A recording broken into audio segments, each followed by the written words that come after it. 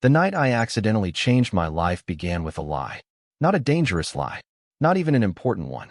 Just the kind of lie exhausted people tell themselves to get through another shift. I told myself I could survive one more night. One more event. One more smile.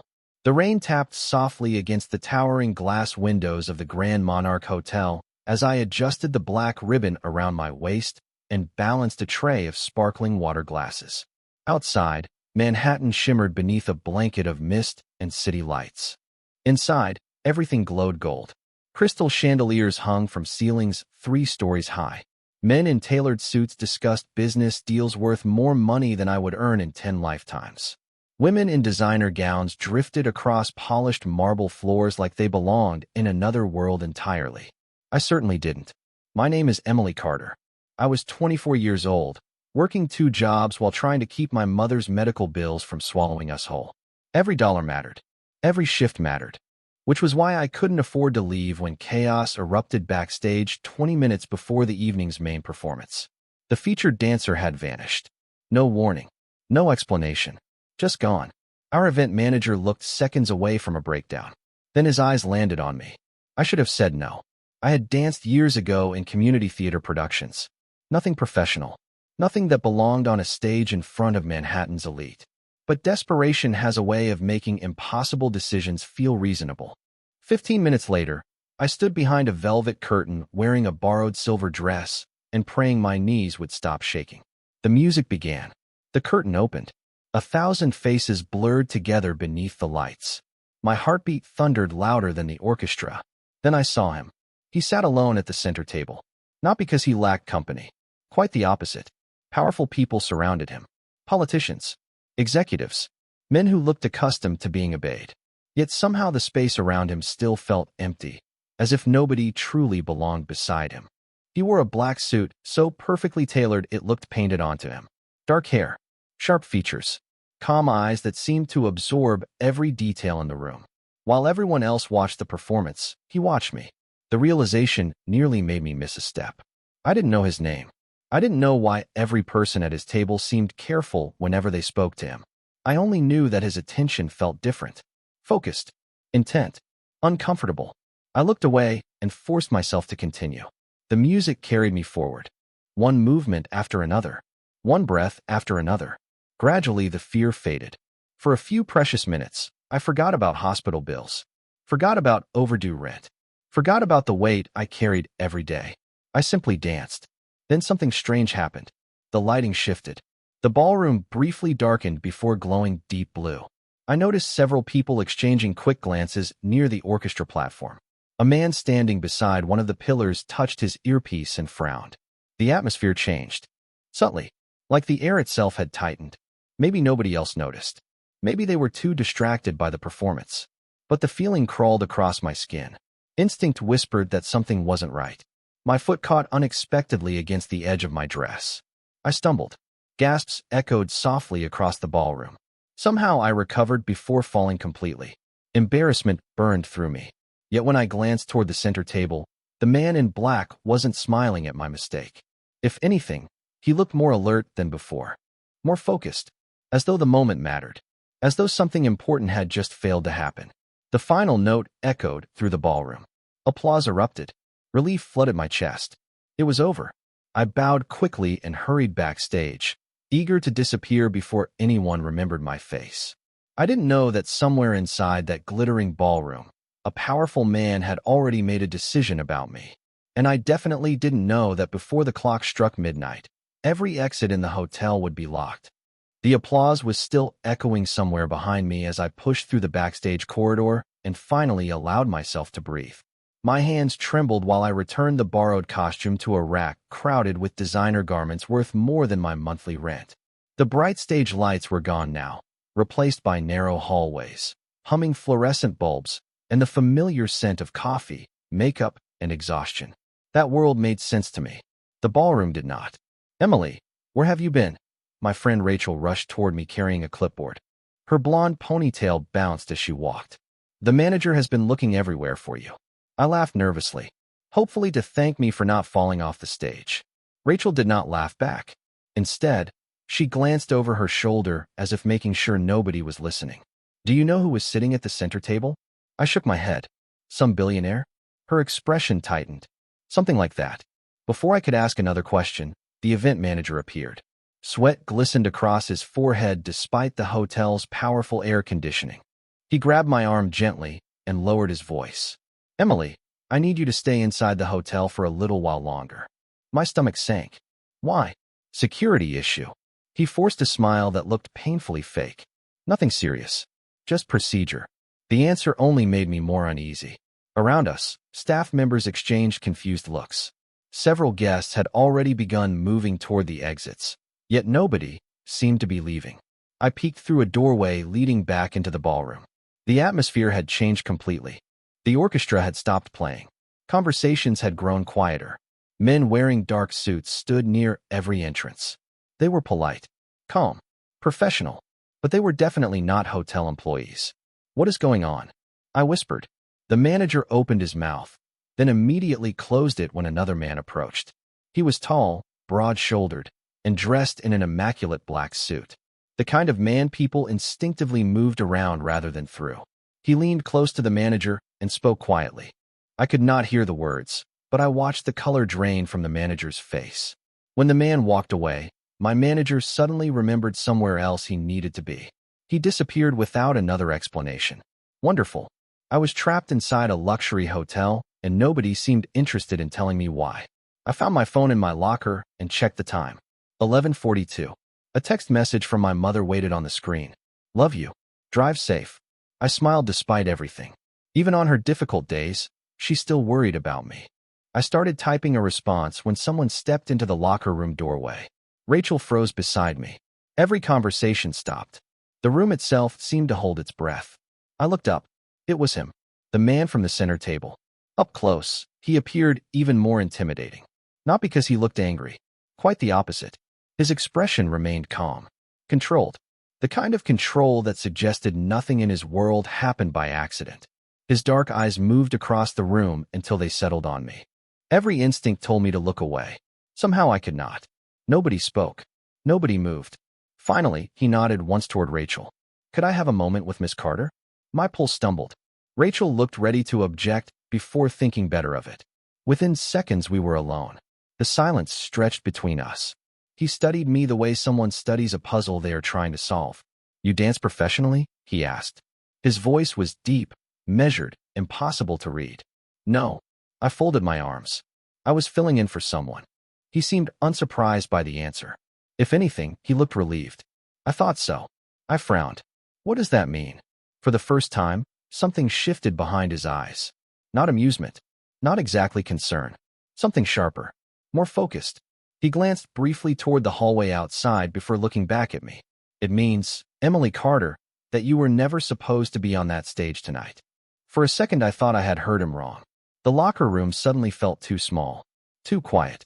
The fluorescent lights hummed overhead while my pulse hammered against my ribs. What do you mean I was never supposed to be on that stage? I asked. Dominic Vale did not answer immediately. Instead, he looked toward the hallway again as if measuring something only he could see. Then he stepped aside and motioned for me to follow him. Walk with me. Every warning alarm in my head immediately activated. I think I will stay right here. To my surprise, the corner of his mouth moved slightly. Not quite a smile. More like someone remembering what one looked like. Fair enough. He folded his hands behind his back. Then I will explain it here.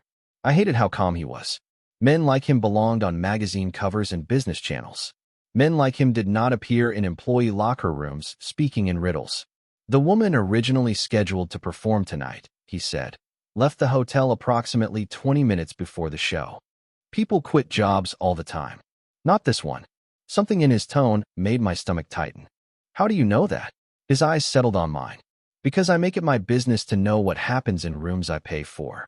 There it was again. That strange reminder that he operated by rules completely different from everyone else. I crossed my arms tighter. You still have not answered my question. Someone expected a different person to be standing under those lights tonight. He spoke carefully, choosing each word with precision. Instead, they got you. The room seemed colder. Are you saying someone wanted that dancer specifically? I am saying your presence changed several people's plans. My mouth went dry. Suddenly, the odd glances during the performance came rushing back. The blue lights. The tension near the orchestra platform. The strange feeling that something had shifted when I stumbled. Dominic noticed the realization on my face. You felt it too. It was not a question. Something felt strange, I admitted quietly. But I thought I was imagining it. You were not. Silence stretched between us. Somewhere outside, distant music resumed as the hotel attempted to maintain an illusion of normalcy. I looked at the clock mounted above the lockers. 11:53. 7 minutes until midnight. Why are you telling me this? I asked. Dominic studied me for several seconds. Because if our positions were reversed, I would want someone to tell me the truth. The answer caught me off guard. It sounded sincere. That should have been reassuring. Instead, it made me more nervous. Men with power rarely volunteered honesty without a reason. And what exactly is the truth? I asked. Before he could answer, a sharp knock sounded against the doorframe. One of the men in black suits appeared. He looked professional, composed, and completely focused. Sir. Dominic turned. Report. We found the event coordinator who hired the replacement performers. The man's eyes briefly flickered toward me. There is something you should see. Dominic's expression hardened instantly. Not angry. Focused. Dangerous in the way a storm cloud is dangerous before the first drop of rain falls. He nodded once. Give me a minute. The man disappeared. Dominic looked back at me. Emily, do you remember who asked you to take the stage? I blinked. The event manager. No. Before that, I thought back through the chaos. The shouting. The missing dancer. The panic backstage. Then a face surfaced in my memory. A woman with dark hair and a headset. I had seen her speaking urgently into a phone before she rushed over to me. I remember someone named Chloe, I said slowly. I think that was her name. For the first time all evening, Dominic's eyes narrowed. The reaction lasted less than a second, but I caught it. You know her? He did not answer immediately. The silence told me enough. Outside, somewhere deep within the hotel, a clock began striking midnight. One chime, then another, then another. Dominic looked toward the sound. When he faced me again, his voice had grown even quieter. Emily, from this moment forward, I need you to stay where my people can see you. My heart skipped. Why? His gaze never left mine. Because Chloe was not supposed to choose you. And the fact that she did changes everything. The final chime faded into silence, yet somehow the hotel felt louder than before. Every conversation beyond the locker room walls seemed wrapped in tension. Every footstep echoed with purpose. I stared at Dominic, trying to process everything he had just told me. Chloe, the woman who had approached me backstage. The woman who had insisted I was the only person available. The woman who had practically pushed me toward the stage. I do not understand, I admitted. Why would any of this involve me? Dominic exhaled slowly. For the first time, he looked tired. Not physically tired. The kind of tired that comes from carrying responsibilities nobody else can see. That is exactly what I am trying to determine. Before I could respond, my phone vibrated. The sudden sound made me jump. I pulled it from my pocket and saw a message from an unknown number. My stomach tightened instantly. The message contained only 6 words. You were beautiful under those lights. I felt cold all over. What is it? Dominic asked. Without speaking, I handed him the phone. His expression remained calm as he read the message. Too calm. That frightened me more than panic would have. He immediately handed the phone to one of the suited men who had appeared in the hallway. Trace it. The man nodded and disappeared. Who sent that? I asked. I do not know yet. That is not helping. I know. His honesty caught me off guard again. Most powerful men probably would have pretended certainty. Dominic never seemed interested in pretending. We stepped into the corridor together. The ballroom beyond looked completely different from the glamorous event I had entered earlier. Guests remained inside, but many appeared restless. Some checked their watches. Others spoke quietly among themselves. Security personnel stood near every entrance. Nobody appeared trapped. Yet nobody seemed eager to test whether they could leave. As we walked, heads turned. People noticed Dominic. They always noticed Dominic. What surprised me was that they noticed me too. Their eyes followed us. Curious. Speculative. I suddenly became very aware of my borrowed dress and inexpensive shoes. Why is everyone looking at me? I whispered. Dominic did not slow his pace. Because you are walking beside me. The answer somehow made everything worse. We entered a private conference room overlooking the city skyline. Floor-to-ceiling windows revealed miles of glowing Manhattan lights beneath the rain. The beauty of it should have been calming. It was not.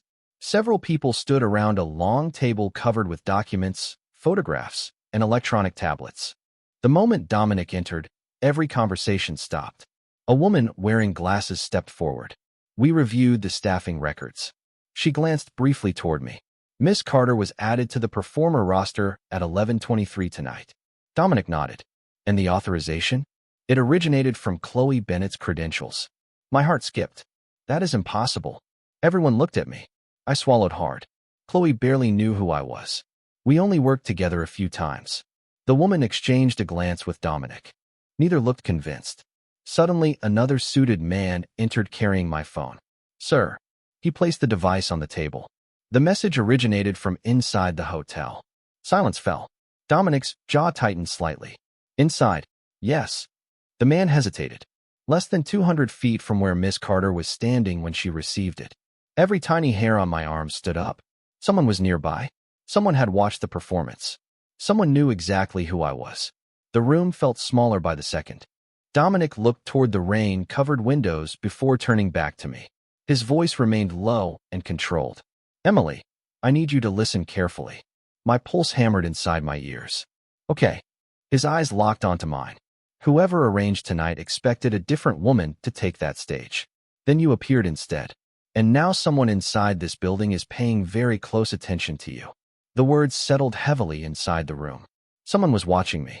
Someone close enough to know exactly where I was standing and exactly when to send that message. I wrapped my arms around myself and stared through the rain-covered glass at the city below. Thousands of lights stretched across Manhattan. Millions of people. Yet somehow I had never felt more exposed. I want to go home, I said quietly. Nobody answered right away. Dominic exchanged a look with the woman in glasses. The silence told me everything. Going home was not currently part of their plan. Emily, Dominic finally said, if I believed that was the safest option, I would personally walk you to your car. I laughed once. A short, humorless sound. That is not exactly reassuring. To my surprise, he nodded. I know. The woman beside him slid a tablet across the table. We reviewed security footage from backstage. Dominic looked down at the screen. His expression never changed, but the room somehow became even quieter. What is it? I asked. Nobody answered. Seriously, what is it? Dominic turned the tablet toward me. The footage showed the backstage corridor from earlier that evening. Staff members rushed back and forth carrying equipment and costumes. Then I saw myself, standing beside Chloe. She was talking quickly while pointing toward the stage entrance. Everything looked normal, until someone appeared behind us. A man wearing a maintenance uniform. I frowned. I do not know him. Neither do we, the woman said. His identification badge was fake. My stomach dropped. The man paused briefly near Chloe, just long enough to hand her a folded piece of paper before disappearing into the crowd. Chloe read the note. Then she immediately walked toward me. My pulse began pounding again. That was right before she asked me to perform. Dominic nodded. Exactly. I looked back at the screen. The timing felt impossible. Too precise. Too deliberate. Like pieces of a puzzle sliding together into a picture I still could not see. You think somebody instructed her to choose me? We know somebody instructed her, Dominic said. The question is why. Rain tapped softly against the windows. Somewhere beyond the conference room, a clock read 12:15 in the morning. I should have been driving home by now. I should have been sitting beside my mother in our tiny apartment, eating leftover takeout, and complaining about work. Instead, I was standing inside a luxury hotel surrounded by people discussing me like I was part of an investigation. My phone buzzed again. Every head in the room turned. My hands shook as I looked at the screen. Another unknown number. Another message. This one was even shorter. Wrong girl. Nobody spoke. I felt the blood drain from my face. Dominic took the phone before I could react. His eyes scanned the message once. Then again. For the first time all evening, something sharp flashed across his expression. Not fear. Determination. The room immediately came alive. People began moving. Quiet conversation started. Instructions were exchanged. Plans adjusted. I stood frozen in place while everything accelerated around me. What does that mean? I asked. Dominic looked directly at me. It means whoever arranged tonight finally realized their mistake. My throat tightened. And that is supposed to make me feel better? No. His voice remained calm. Steady. Certain. It means they expected someone else. But now they know your name. He stepped closer, not enough to invade my space, just enough to make sure I heard every word. And that means you are not leaving this hotel alone. The conference room fell silent after Dominic's words. Not leaving alone. The statement should have sounded reassuring. Instead, it felt like another door closing somewhere behind me. I stared at the rain sliding down the glass walls while Manhattan glittered beyond the storm. Freedom was only a few miles away, yet it might as well have been another country. I can take care of myself, I said. The moment the words left my mouth, I regretted them. Not because they were untrue, because they sounded weak against everything that had happened tonight. Dominic did not argue. He simply looked at me for a moment. I believe you can. That answer caught me off guard. Most people either underestimated me or tried to convince me they knew better. Dominic did neither. Then why am I being treated like I need protection? I asked. Because being capable and being alone are not the same thing. The room became quiet again. The woman with glasses lowered her eyes to her tablet. The other men pretended not to listen. Yet I could feel all of them paying attention. Dominic walked toward the windows overlooking the city. Do you know what concerns me most? He asked. I folded my arms. The anonymous messages? He shook his head. No. Then what? His reflection stared back from the dark glass. Whoever arranged this expected a very specific outcome. Plans that precise do not usually fail because of coincidence. I remembered stumbling during the performance. The brief mistake that had embarrassed me so badly. The moment Dominic had noticed. You think my fall changed something? His eyes met mine through the reflection. I think it may have changed everything. A chill traveled down my spine. The room suddenly felt colder. The rain outside intensified, tapping against the windows like impatient fingers. My phone remained on the conference table. Nobody had returned it yet. Part of me wanted to check whether another message had arrived. A larger part of me never wanted to see that screen again. A knock sounded at the door. One of Dominic's men entered carrying a folder. Sir. Dominic accepted it and scanned several pages. His expression remained unreadable. Thank you. The man nodded and left. I watched Dominic carefully. What now? He closed the folder. We found Chloe. My heart jumped. Where is she? Gone. The single word landed heavily. Gone where? Nobody knows. I thought about the headset she wore. The urgency in her voice. The way she had chosen me so quickly. At the time it felt random. Now it felt anything but random. Do you think she knew what she was doing? I asked quietly. Dominic considered the question. I think she knew enough to disappear. That answer was somehow worse. I walked toward the conference table and lowered myself into a chair.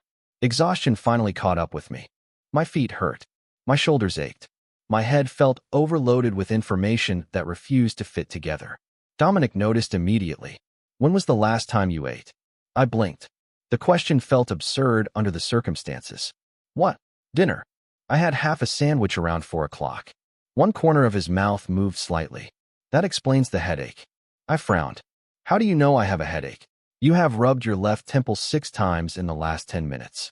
The answer left me speechless. Before I could respond, another staff member entered carrying a tray with coffee, bottled water, and small sandwiches. Nobody had ordered them, yet somehow they appeared exactly when needed. Dominic gestured toward the tray. Eat something. I looked at the food, then at him, then back at the food. Are you always this controlling? For the first time all night, a genuine hint of amusement appeared in his eyes. Only when people skipped dinner. Despite myself, I almost smiled. Almost. Then his phone rang. The room instantly changed. Dominic answered after the first vibration. He listened for several seconds without speaking. The amusement vanished. The warmth disappeared. When he finally lowered the phone, every person in the room was watching him. What happened? I asked. His gaze found mine immediately. Calm. Focused. Certain. The security team reviewed additional footage.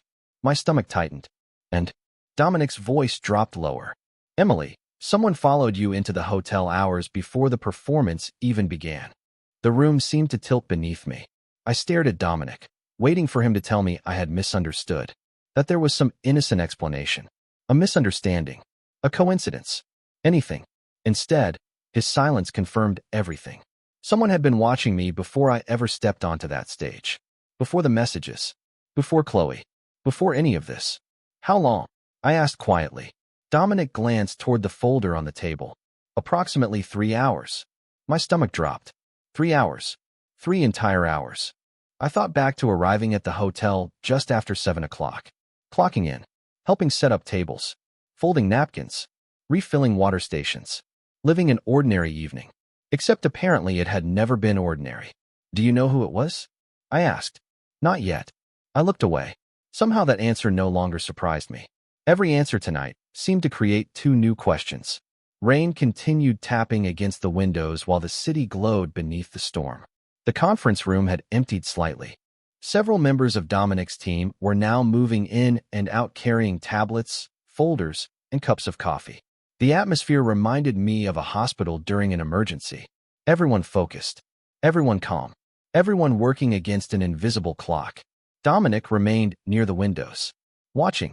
Thinking. Calculating. I suddenly realized he had not sat down once since I met him. Not once. Why are you helping me? The question escaped before I could stop it. He looked over. What? You barely know me. My voice sounded smaller than I intended. Most people would have left by now. Most people would have handed this problem to someone else. His gaze held mine. I am not most people. The answer should have sounded arrogant. Somehow it did not. It sounded factual. Like gravity. Like rain. Just something true. I looked down at my hands. My mother is probably worried. Dominic immediately reached into his jacket and removed a phone. Call her. I blinked. What? Call her. He handed me the device. Tell her you are safe. The gesture caught me completely off guard. I accepted the phone and stepped toward the far side of the room. My mother answered after 2 rings. Hearing her voice nearly broke something inside me. For the next few minutes, I told a carefully edited version of the truth. Long shift. Unexpected delays. Staying with coworkers. Home later than planned. She accepted the explanation because she trusted me. The guilt stung. When the call ended, I stood quietly for several seconds before returning the phone. Dominic accepted it without comment. Without questions. Without pressure. Another unexpected kindness. Before I could process that thought, the conference room door opened again. The woman with glasses entered carrying a printed photograph. Her expression looked different this time. More serious. More certain. We found him, she said. Every conversation stopped. Dominic took the photograph first. His eyes narrowed slightly. Then he handed it to me. The image showed the hotel lobby from earlier that evening. Hundreds of people moved through the frame. Guests. Employees. Vendors. Delivery workers. Yet one figure stood out immediately. Not because he looked dangerous. Because he looked ordinary. A baseball cap. Gray jacket. Coffee cup. Someone I would never notice twice. Except he was not looking at the lobby. He was looking directly at me.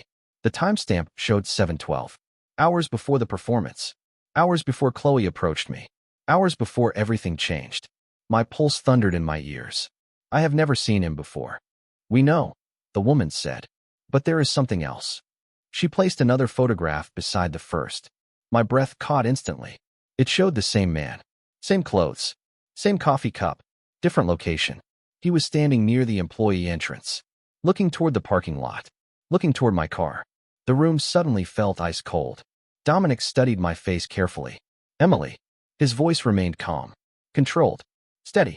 I need you to tell me exactly what happened from the moment you arrived tonight. Because for the first time since this nightmare began, someone was no longer watching me. Someone had been waiting for me. I closed my eyes and forced myself to think. Not about the messages. Not about the photographs. Just about the beginning of the night. I arrived around 7 o'clock, I said. The employee parking lot was almost full because of the gala. I parked near the back entrance. Dominic listened without interrupting.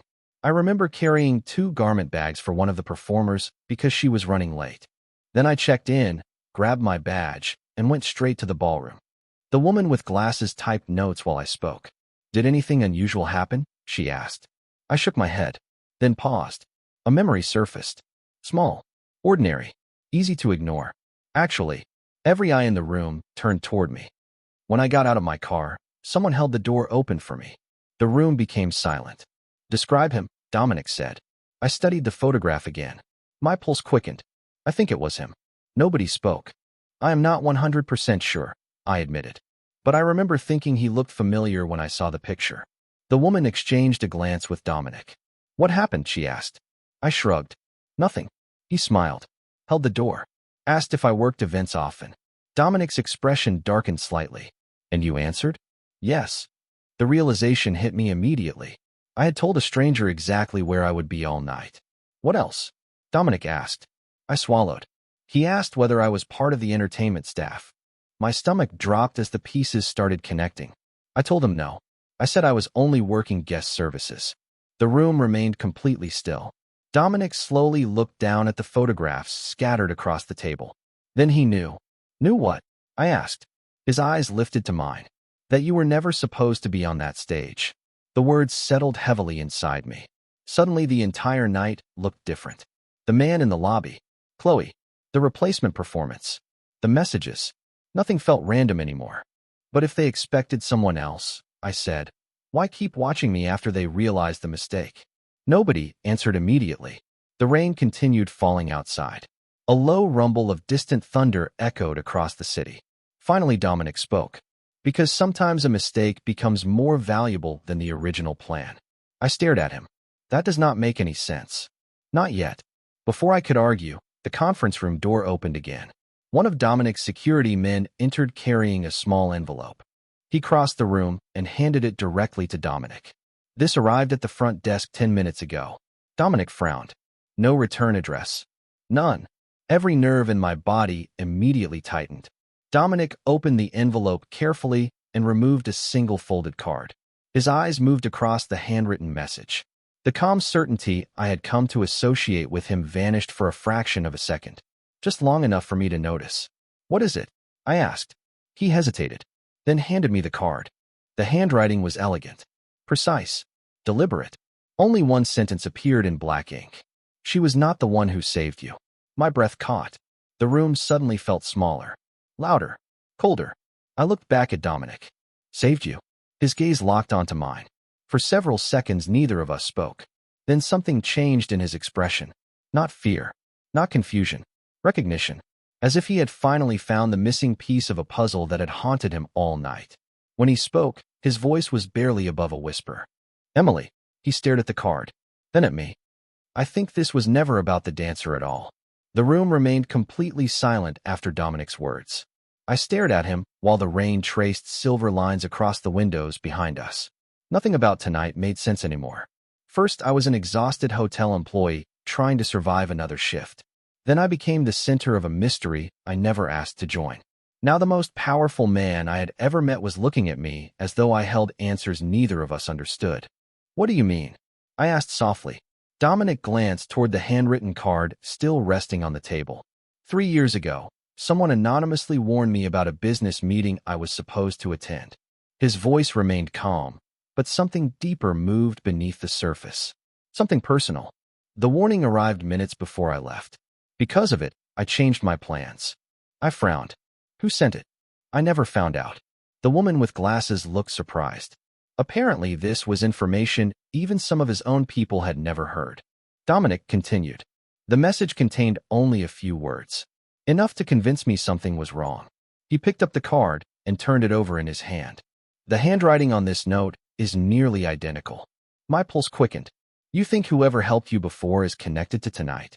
I think someone wanted me to remember. The room fell quiet again. Outside, the storm had begun to fade. The rain softened against the glass. Far below, Manhattan continued glowing as though none of this mattered. Dominic looked at me for a long moment. Then he did something unexpected. He smiled. It was not a large smile. Not dramatic. Just genuine. The first real smile I had seen all night. What? I asked. He shook his head slightly. You have been frightened, exhausted, confused, and pulled into a situation you never asked for. I crossed my arms. That is one way to describe it. The smile widened slightly. And yet you are still standing here demanding answers. For the first time all evening, I laughed. A real laugh. Small, tired, but real. The tension in the room immediately eased. Even the people around the table seemed relieved. Dominic looked toward his team. Lift the restrictions. Several heads turned. Sir, one of the men asked. Dominic nodded. The guests can leave. The staff can leave. Tonight is over. The room came alive with movement. Phones appeared. Instructions were given. Plans shifted. Yet Dominic never took his eyes off me. Finally, the conference room emptied until only the two of us remained. The city lights reflected in the windows behind him. "So what happens now?" I asked. He walked toward the glass and looked out across Manhattan. "Tomorrow, my people will continue searching for answers." "And me?" He turned back toward me. "Tomorrow, you sleep. You eat breakfast. You spend time with your mother." I blinked. "That is your grand plan." "It is an excellent plan." Another reluctant smile escaped me. Then his expression softened. "Emily, whatever this was supposed to be, it did not happen the way someone intended." His voice dropped lower. "Sometimes that matters more than understanding every reason." I thought about Chloe. The messages. The photographs. The stranger in the lobby. None of it was resolved. Yet for the first time since midnight, I did not feel alone inside the uncertainty. Dominic stepped closer and held out a business card. Simple. Elegant. His name. A phone number. Nothing else. "If anything feels wrong," he said quietly, "you call me." I looked down at the card resting in my hand, then back at him. "You barely know me." His eyes held mine. Steady. Certain. Familiar in a way that made no sense. "Maybe." A faint smile touched his face once more. "But tonight the entire city saw me watching you."